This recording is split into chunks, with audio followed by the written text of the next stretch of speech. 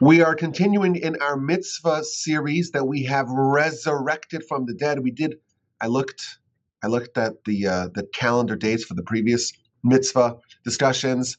It was 7 months. We went 7 months without picking up where we had left off. So we're going to fix it. And we're going to start doing more mitzvah discussions. And we're up to mitzvah number 154. And today we're going to do 4 mitzvahs. 154, 156, 157, and 471. This is a companion to the previous set of 4 mitzvahs. Previously, we had 4 mitzvahs with regards to kosher. You want to inspect the animal, make sure it qualifies as a kosher animal before you consume it.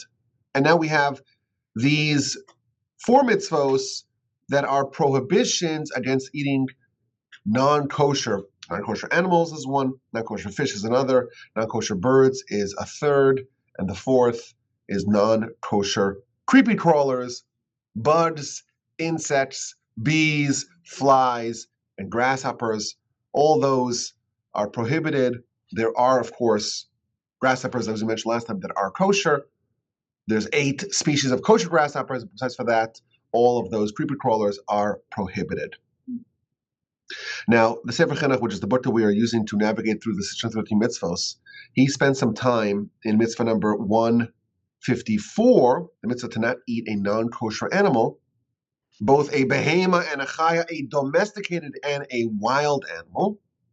He spends some time explaining just the technical, legalistic aspects of how we know that the non-kosher animals are actually prohibited, because the Torah never says not to eat from the non-kosher animals. It says eat the kosher animals, don't eat the ones that have one sign but not the other, but doesn't explicitly say don't eat the animals that have 0 signs, that don't have the split hooves, and don't chew its cud.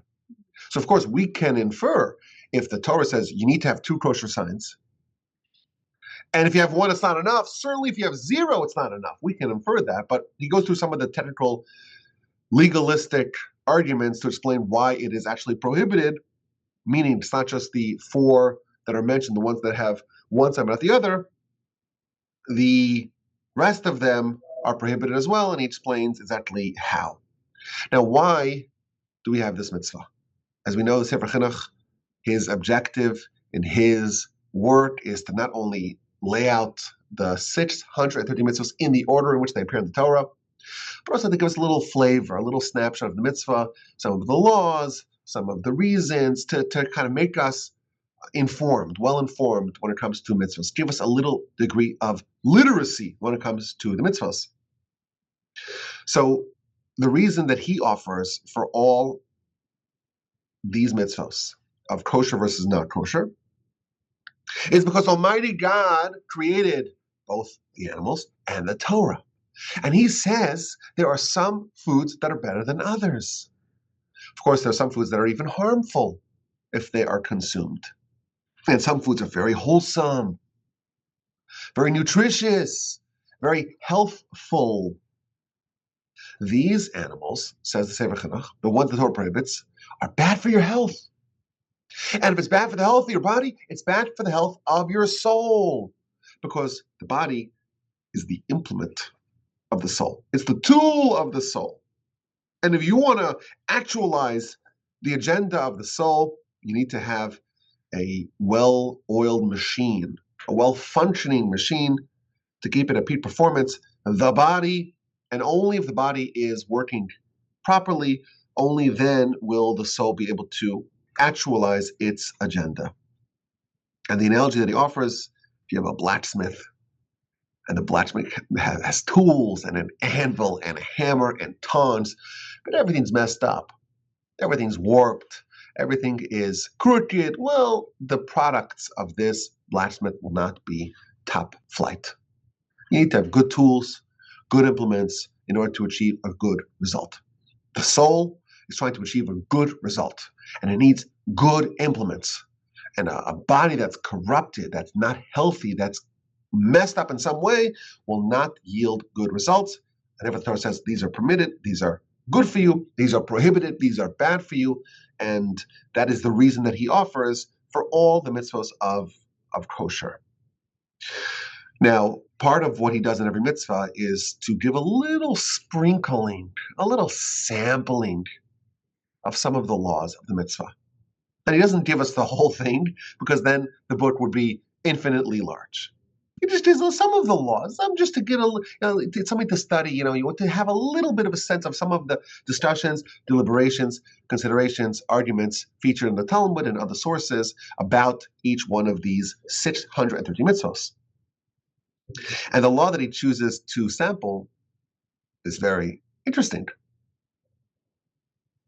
What is the kosher status of human flesh? Now, again, he's not trying to say that this should be standard fare at the Kiddush or at the Shabbos table. He's not suggesting that. But he wants to know, is it prohibited under this law or not? And you may argue, says the Sefer Chinuch, that the Hebrew word for a wild animal is a chaya. And the Torah describes the human as a nefesh chaya, as a living soul. So maybe, just maybe, the prohibition against a prohibited chaya would apply to also human flesh. And I looked, says the Sefer Chinuch, humans don't have split hooves and don't chew their cud. So maybe it will be included in this mitzvah. Now, again, everyone talks about this, and it's interesting because a lot of the commentators spent some time addressing this question. None of them are considering to say that this should become something that is part of the diet, the cuisine. No one's suggesting that. And everyone agrees it's prohibited. The question is, what is the degree of prohibition? And there's lots of different factors. Some say it's prohibited because of this law. The law says it's got to be kosher animal. What does it mean? Split hooves, chew its cud. Humans don't qualify. Humans are, it's not kosher, just like a donkey is not kosher. Others say, well, a human is either alive or dead. It can't be both, can't be neither, either alive or dead. Well, if the human is alive, then it's Avram and Achai. It's a limb from a living animal. And if the human is dead, there's a prohibition against benefiting from any corpse. So regardless, it's prohibited. But not necessarily because of the kosher ramifications or the kosher laws, but because of other laws. And others suggest, well, it's not prohibited with the stringency of a negative prohibition. Rather, it's prohibited with a positive prohibition. Again, this is a little technical, a little inside baseball, a little in the weeds, but there is a convention that says that if the Torah says this is permitted, you can imply and infer from that something which is not this is prohibited. So it doesn't explicitly prohibit it, but as long as it's not included in what is permitted, it is de facto prohibited.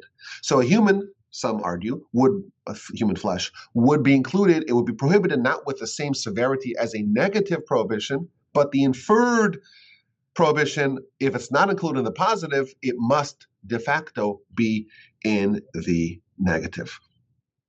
Very interesting discussion, very fascinating. And he cites actually an interesting argument.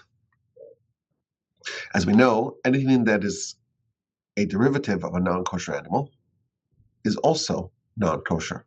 So is milk kosher or not kosher? Well, it depends. Where does the milk come from? If the origin of the milk is in a kosher origin, well, the milk is permitted. If the origin of the milk is in a non-kosher origin, pig's milk, camel's milk, and so on, well then, because it is a derivative of a non-kosher animal, it is prohibited like the source material.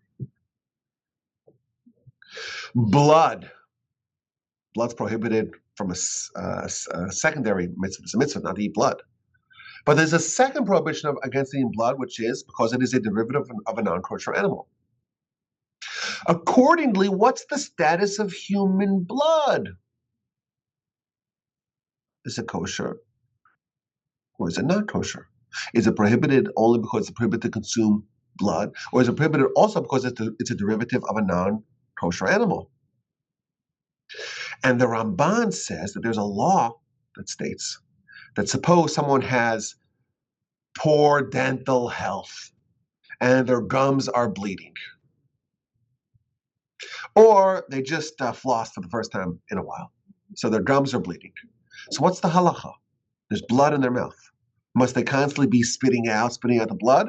Or if a little bit gets swallowed, it's not the end of the world. It's permitted.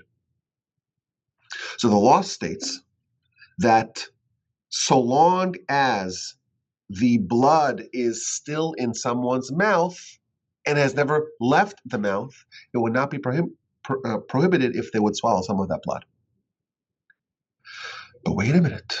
If a human is a non-kosher animal, well, then the blood should be prohibited, not because of the blood prohibition per se, but because of the derivative of a non-kosher animal.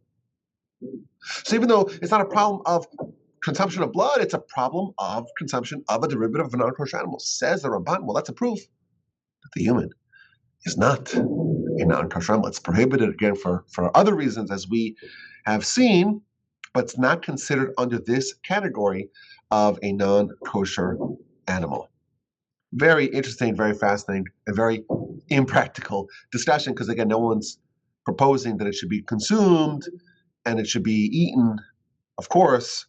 And as we mentioned, if the human is dead, it's prohibited because you cannot benefit at all from a human corpse. It must be buried properly and so on. But it is an interesting discussion, and it's noteworthy that the great sages of the medieval era, the great Rishonim, they actually discuss the precise reason why it would be prohibited. Now, mitzvah number 156 is to not eat a non-kosher fish. As we know, there are two signs that make your fish kosher, and they are fins and scales. And every animal that has scales, we're told in the Mishnah, has fins. And accordingly, or every fish, let me be more precise, every fish that has scales has fins. And therefore, that's the easy way to determine if the fish is kosher or not. And if it is kosher, go enjoy. If it is not kosher, it is prohibited under this mitzvah, mitzvah number 156, to not eat from a non-kosher fish. Now, the Sefer Chinuch gives very short treatment to this mitzvah. But in the Art Scroll book of the Sefer Chinuch, which we have a set of in the Torch Center, and it's a wonderful, wonderful set of books. And I like it particularly because it's not only a translation. Most Art Scroll works are just a translation. But this is actually, it's a commentary, and it has very rigorous notes. And at the end of every mitzvah, it has an insight, some deep discussion or some sort of fascinating discussion related to that particular mitzvah. So in the insight at the end of mitzvah number 156, it talks about something very interesting, which I did not know. The Mishnah tells us that there is a rule that states that we have two requirements, the fins and the scales, but if it has scales, it necessarily has fins. Well, apparently there was some sea creature, the Stincus marinus, which is, I guess, the actual name of the species. And it has scales. And it doesn't have fins. It doesn't use fins to navigate the water. It has like these little feet, apparently, that it uses to wade through the water. Now, this particular creature, it was also poisonous. So is it kosher? Is it not kosher? We have one rule in the Mishnah that says that scales is all you need to find. You find scales, you know it's kosher. Because if it has scales, it has fins. And this one apparently has scales, but does not have fins. Or it doesn't have classical fins. It has little flappy feet. I haven't seen a picture of it, but this is what it says over here. But it's also poisonous. So is it permitted to eat? So it brings some interesting discussions about this particular question. For one, it cites the opinion of the Tosas Yomtiv, who is incidentally an antecedent of ours, one of the great sages from the just after the period of the Rishonim. And he says that the ways of the Torah are pleasant. It's a verse in Proverbs, Mishle, Derachea Darchino. The ways of the Torah are pleasant. Everything the Torah tells us is good.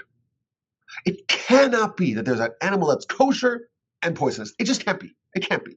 So I don't know about fins and scales and all that. This is not a kosher animal. That's what he suggests. And then he explains that the Mishnah does in fact say that fish that have scales have fins. But it doesn't say that everything that's in the water that has scales has fins. This is a sea creature. It's not a fish. And therefore it doesn't fit into that same category, that same rule, that same principle that scales are enough. That's only a fish rule, not something which swims in the water. There's different categories. There's fish and there's sea creatures. You find animals in the water that's not necessarily fish. It's in the sea, but it's not a fish. And therefore, the rule of scales necessarily mandate that there are fins. That does not apply with this animal, and thus it is not kosher. It can't be kosher because it's poisonous or it's toxic. It can't be kosher, but it also isn't kosher, and it's not a violation of this rule because this rule's a rule that applies only to fish. That's the beginning of this insight.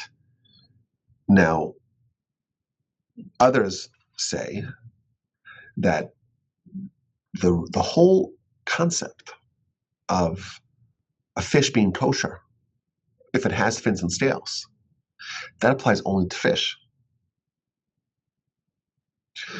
And thus, suppose you have a sea creature that has fins and scales. It has both of them, but it's not a fish. Well, then this law does not apply. The verse tells us that a fish that has fins and scales can be consumed. A sea creature, even if it were to have fins and scales, even if those little flappy things on the end of its feet are considered fins, others argue, and they bring all the sources here, and we didn't go through all the details and all the debate, but just a little flavoring, a little sprinkling of the mitzvah. So what he's saying is that even if it were to have fins and scales, but it's not a fish, it's a sea creature, it is not kosher. And then it cites another opinion, a different opinion, that says that any sea creature, that the rule of the Torah of fins and scales permitting fish, it's not just fish, it's anything that's in the water. And thus, the aforementioned sea creature that has scales, if it has scales, it has fins, and likely those feet are fins, or maybe the fins are not developed, underdeveloped, other opinions, it cites different opinions, it would be permitted. Now, I don't think anyone's really jockeying to have this added to the fish and chips restaurant on the corner, but I found this to be very interesting. I knew nothing about this. As you know, I'm not much of a fish eater, and certainly not anything that's poisonous or toxic. But they cite here an opinion that says that if you find scales on an animal, we know for sure it has fins, and the fins maybe are not classic fins. The feet maybe are fins, or maybe the fins will yet develop, but that would be sufficient. And yes, it's not healthy, but you know what? Plants are all there's no prohibition against eating plants, and some plants, as we know, are toxic, are not healthy for you, and nevertheless they're permitted. So it's okay. There could be things that are not good for you and are kosher. I've seen some of that myself. Even I've seen people come to the kiddush and they take their plates and they just pour on, and it's like this little Mount Vesuvius of food. And it's all kosher. You're eating way too much. Not healthy. Not good for your blood sugar. Not good for your girth. Not good for your heart health. Not good for anything. So there are challenges. We have to wrestle with free will challenges, even when it comes to kosher. Now they cite another interesting discussion here about the adhesiveness of the scales. I don't get too close to fish. I'm not even in the summer when we go to the cottage in Canada. The kids are always fishing. I don't do fish. I don't know. Everyone has to have a limit on how many different hobbies they have and how many things they're interested in. Fish and everything fish related is just not one of mine. But they like to go fishing. And, they can see, I've seen them filleting fishes, and I stay far away from all that. But the word for scales in Hebrew is a kaskeset, which means like a coat of arms, not a coat of arms, like an armor, that a fish would have, and thus it has to be, according to the citations that it cites over here, it has to be scales that are actually distinct from the body of the fish, and thus you could remove the scales without pulling off the skin. It's like an addition. It's like an armor that's placed upon the skin of the fish. And thus they talk about a certain fish, a certain animal, that it does have scales, but it seems like you can't just scratch them off. So is this animal kosher or not? And they cite a dispute about this particular animal and others, that how adhesive must these scales be? What if you just put some soapy warm water and it comes off? Would that be enough? Does it have to be removable by your finger and so on? That is a debate that is, again, something I knew very little about. How much of a requirement is it that the scales must be removable? If you need to do surgery to remove it, well, maybe then it would be prohibited, because that's not the definition of scales. Scales have to be something which is more easily removable. Very interesting discussion. Okay, mitzvah number 157 relates to non-kosher birds. And there's a different system that the Torah uses for telling us the prohibition of birds versus the prohibition of animals and of fish, and even of grasshoppers, as we mentioned last time. Animals, it says it's got to have split hooves, it's got to chew its cud, and that is what renders it kosher. If it doesn't have those two, well, then it's not kosher. I think we have David. I think you're unmuted here. We're hearing some noise there. David Block. Okay, I'll just lower this. You guys heard that noise? Yeah? We'll just mute them. No, you're good. You're good, David. Okay. Sorry about that. When it comes to animals, we have signs. And therefore we know what defines a kosher animal, what defines a non-kosher animal. When it comes to fish as well, we got the fins and the scales. When it comes to the grasshoppers, we talked about the wings and the legs and so on. The extra jumping legs on top of or behind the legs. That's what it describes for kosher grasshoppers. When it comes to birds, there are no signs in the Torah. Instead, we have a list. There's a list of 24 birds that are not kosher. Everything else is permitted. Any bird that's not on this list is permitted. Well, what's the list? It gives a whole bunch of Hebrew words. Which animals are that? We don't necessarily know. The nesher, the paris, the oznia, the da'a, the aya, the orev, and so on, the basayana, the tachmas, the shachab, the nets. We don't know what these birds necessarily are.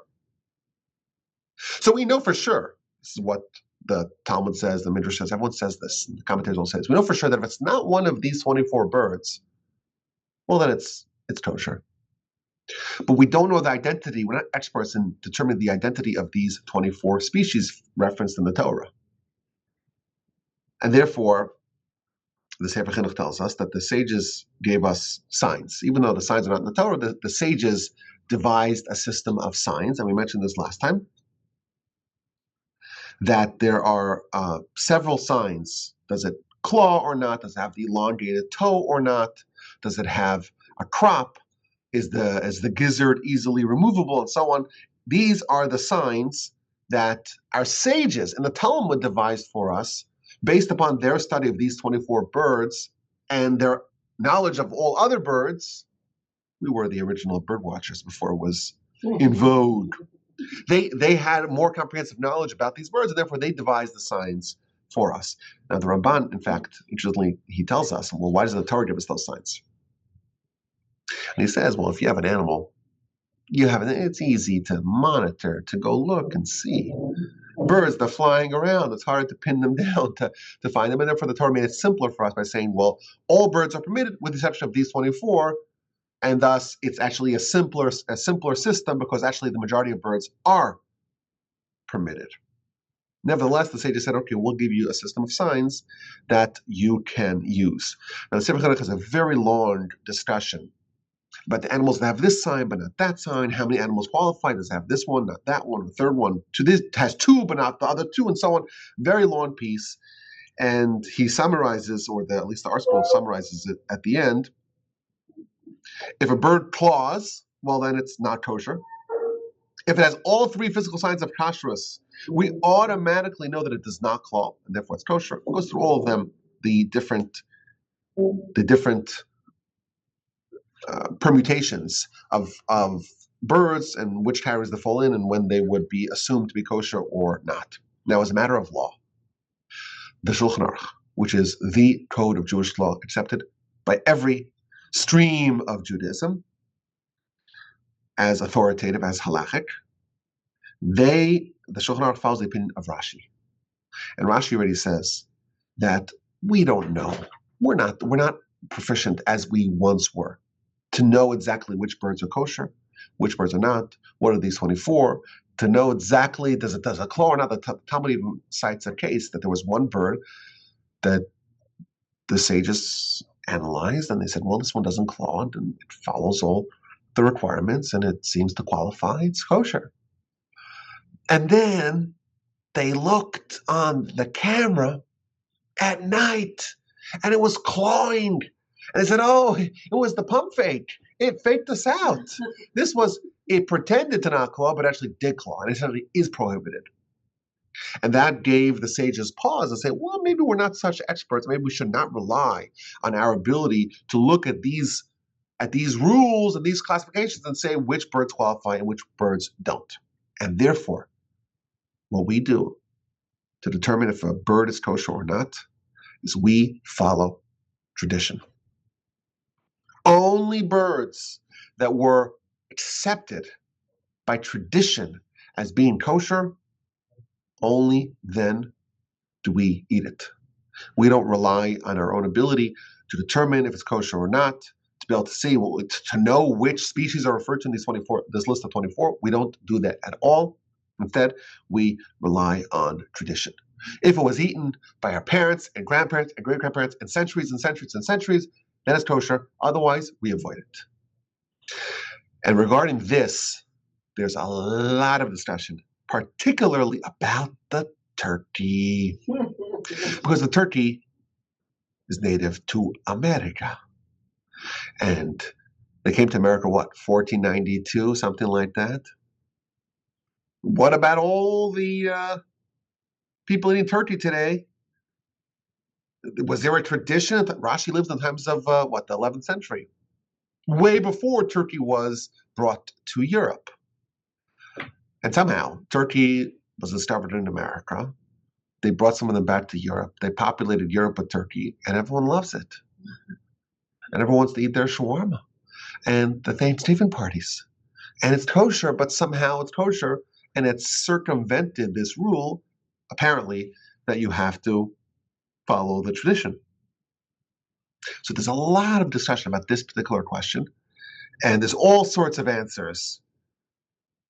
Some suggest that, well, at the time of the introduction of the turkey to Europe, the authorities did not accept this stringency of Rashi that says we only follow tradition, and therefore, because it was kind of grandfathered in, even once the Shulchan Aruch codified we follow Rashi, it's already grandfathered in, and therefore it is permitted. That's one argument.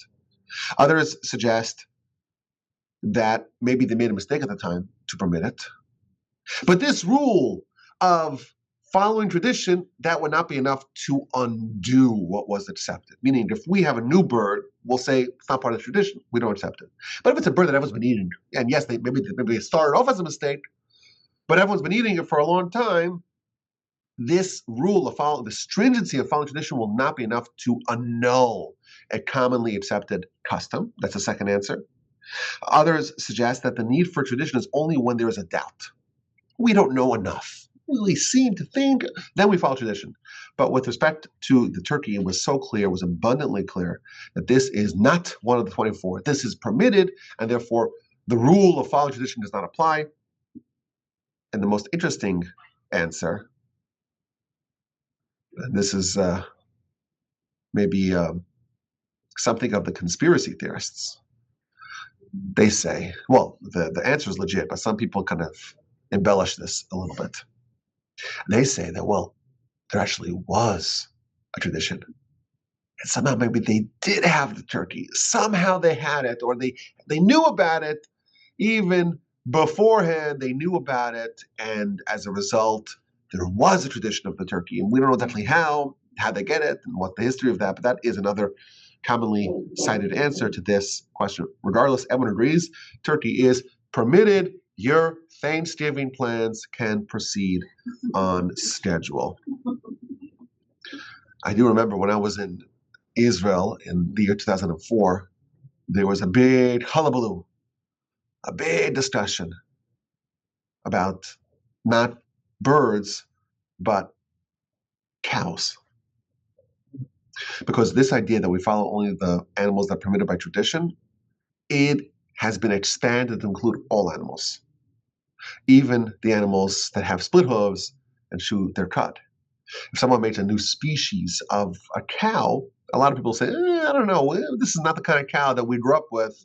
Maybe this is not kosher. And someone went to Argentina, where they were producing all the beef, the kosher beef for Israel, and found that this cow that they were using had this big hump on his back. It's like this oddly shaped cow, this misshapen bovine. And they said, wait a minute. They brought pictures of it back to Israel. Like, wait, what's this? This is not the cow. I've seen a cow. I've seen a cow. This is not a cow, or this is not a cow that I'm accustomed to. So it was like 1 week of drama, and everyone was eating falafel instead. But it was resolved.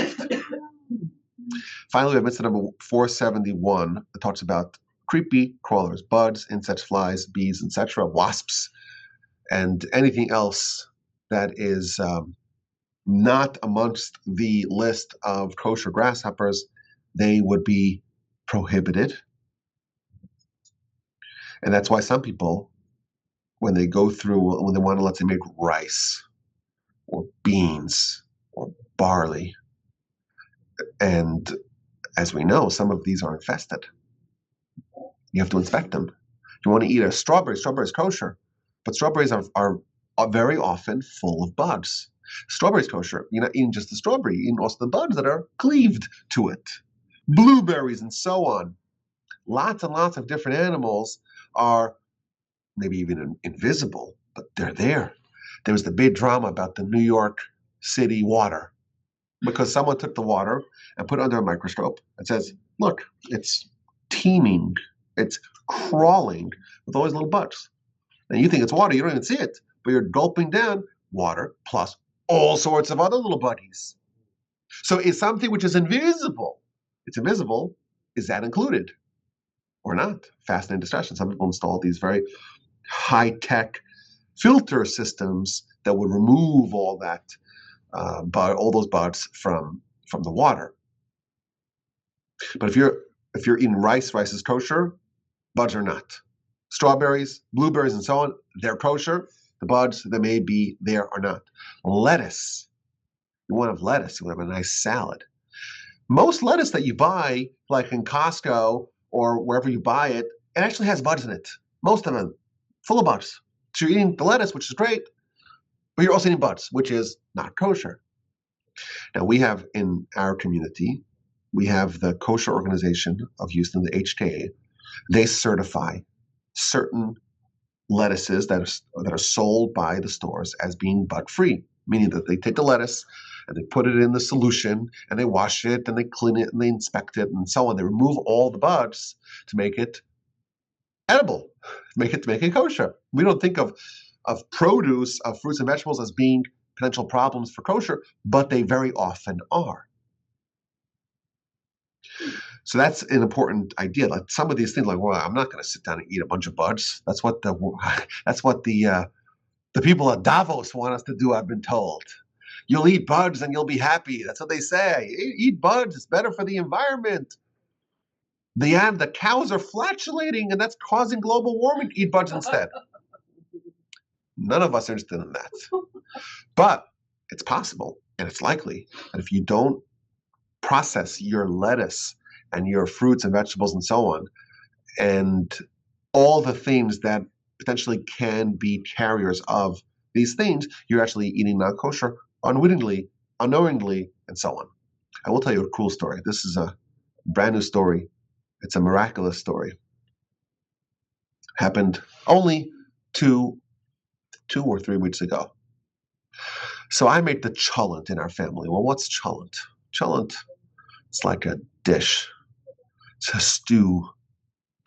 Potatoes, beans, barley, meat. You put into a big crock pot, lots of spices, and you put it on before Shabbos, and you eat it Shabbos morning. And there's a long history to it, because the Karaites would say you can't have anything hot on Shabbos because you have any fire on Shabbos, and we know that you can have hot food on Shabbos provided that the heat was set in motion before Shabbos. And in order to dispel the misconceptions of the Karaites, we all eat the cholent on Shabbos morning. And it's kind of a man's thing. It's like barbecue, It's kind of a man's thing. So I made the cholent in the family. Put the potatoes in. And then you put the beans, the barley, you put the meat, lots and lots of spices. Make it a little spicy to give it a little kick to it. That's my thing. Now, if you buy the barley, so you can buy barley. Barley's kosher, right? It's just barley. You buy the Jewish brands, the brands that are made by Jewish companies. They all have a sign that says that you have to inspect it. You have to inspect it before, because you don't know. This is uninspected. They just take the barley. You don't know if there's any buds there. You got to inspect it.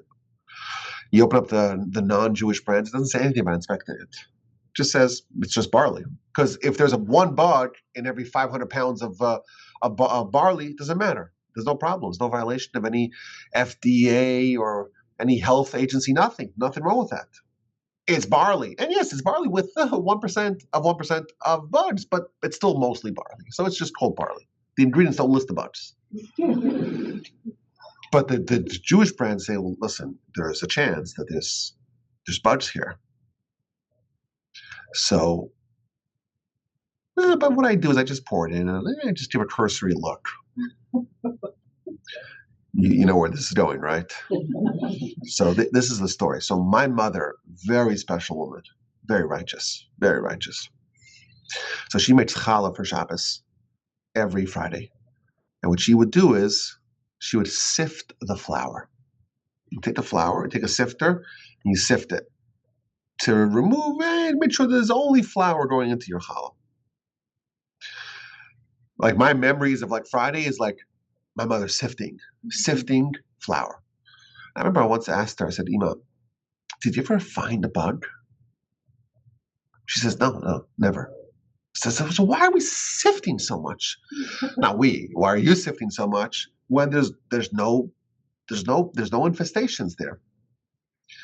She said, hey, this is what we do. This is my mother. This is what I'm doing. Okay, so she is very righteous. I was making the cholent a few weeks ago. I was thinking about this story. I'm like, it seems so unnecessarily cautious to worry about the sift it. As I'm pouring in the barley, I'm thinking about that. And then when I pour it in, I look at my hand. I'm like, there's a little bug on my hand. I'm like, oh no. There's a bug on my a tiny little bug. And I'm like, ooh. So I look in the bag of the barley. And I'm like, 1 bug, 2 bugs, 3. This is infested with bugs. Now, I already have a big hunk of meat there in the crock pot. It's a big hunk of meat there. And all the potatoes are there. And lots of barley that I didn't inspect. And I remember, like, it was an amazing thing. Like, as I'm thinking about my mom, it's just a random thought. I'm pouring in the barley, and then I look, and I'm thinking in my head, like, it's just so unnecessary, overkill, unnecessarily cautious. And then, boom, there are the buds on your hand in the bag, and now it's in the pot. So I pulled out all this stuff. So I said, okay, I'm not gonna. I haven't seen any buds going in, but if there's buds on my hand and the buds in the bag, maybe there's buds in the crock pot. So I emptied it all out. I took the piece of meat. It's a nice piece of meat. Kosher meat. It's really expensive. I washed it down. I put it in. Well, I use a crock pot liner. Just that way, afterwards, you could just remove it. Even though I know it's not good, microplastics and all that. I know it's not good, but still, to clean it is way worse. So I pull out the bag, put it in a brand new bag. I said, okay, meat all clean, put it in. And then I took a strainer, took out the potatoes. All my cleaning lady was there. She thought it was nuts. She's like, what's this guy doing? He put the food in the pot, and he pulls it out, and he's cleaning it. That's okay. She thinks I've gone a little insane. I pull out the potatoes, clean up all the potatoes. I'm going through the beans and the barley. I'm like, it's like too hard to tell. So I just dumped out the whole thing. And I said, okay, I was out of barley. I had no more barley left. So it was like the worst challenge I've made yet. But I told the kids the story because since then I've been checking the barley. I even checked the rice. I made rice before Shabbos. I'm checking it. Why? Because I'd rather check it 100 times and not have the buds even once. If you knew that you're gonna eat rice 10,000 times in your life, and in one instance there's going to be a bug in the mixture, that will be enough to check it every single time, because we don't want to eat even a single bug, because we don't want to violate the will of Hashem. And every time we check it and we find a bugs, great, but it's worth it. Even if you go 30 years of sifting the flour, I don't know about that, because it does say in the bag that it's sifted, and we've never even found once a bug in the flour. But when it comes to the rice and the barley, please God, that's the plan from now. Henceforth, we're going to check it. We learned our lesson. And Mom is right again. What can we say? Mom is right again.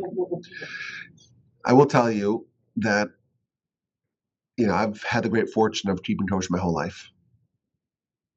Never ate a McDonald's or a Burger King, or I understand that Chick-fil-A is very popular. Never had it even once. There is a Whataburger in our neighborhood, and whenever the wind patterns are pushing the air south, the whole neighborhood is blanketed with this incredible aroma. And I'm like, I think I get it. Never even walked in there once. Hey, you could go in there if you need to use the boys' room. You could go there if you want to buy a Coke. It's not a problem. Maybe it's a problem to eat the Coke, drink the Coke, but that's a separate discussion. Not good, full of sugar, but never ate it once. So this is not a challenge for me, this whole subject. But I will tell you, if someone is considering adopting laws of kosher, today is the golden age. There's so many options available. You go to any supermarket in America, you find kosher food. It's easier than ever to keep kosher, thanks to the incredible work of the various kosher agencies that go to plants and go and inspect. They even have kosher Skittles now. It used to be you had to import them from Europe or Israel, but now they're making the Skittles in the United States. It's not yet done, but they're making it. I've been told they're making them kosher. Everything is made, all certainly mass-produced, ultra-processed, which is bad for a separate reason. But all those things is just kosher. Everything's kosher. Yeah, it's more expensive, but so is grass-fed beef. And it's more expensive, but it's better for you. When they slaughter the animals in a kosher slaughterhouse, they open it up and they look in the lungs and they look to inspect to see, does it have any cancerous lesions on it? Does it have any cancerous lesions on it? And if it does, they say, okay, you go to the non-kosher pile. Let the non-kosher people eat that. It's not good enough for the kosher people. I've heard that only 30% of animals that were slaughtered kosher pass the inspection. So it's not just kosher and better for you spiritually. It's better. If the animal is sickly, it's fine. Goes non-kosher pal, let all those people eat it. But in addition, the commentaries tell us that if you want to develop a connection with the Almighty, you want to have the ability to flourish spiritually, you have to make sure that you are a conducive vessel for it. And if you defile yourself and you make your body more coarse and you plug up the portals, that's what non-kosher food does for you. And the Mesil Shem has a very famous essay where he talks about how if someone wants, this is his words, true knowledge and the spirit of intellect that the Almighty gives to the righteous ones and to the pious ones, you cannot have any non-kosher because it just plugs up all those portals.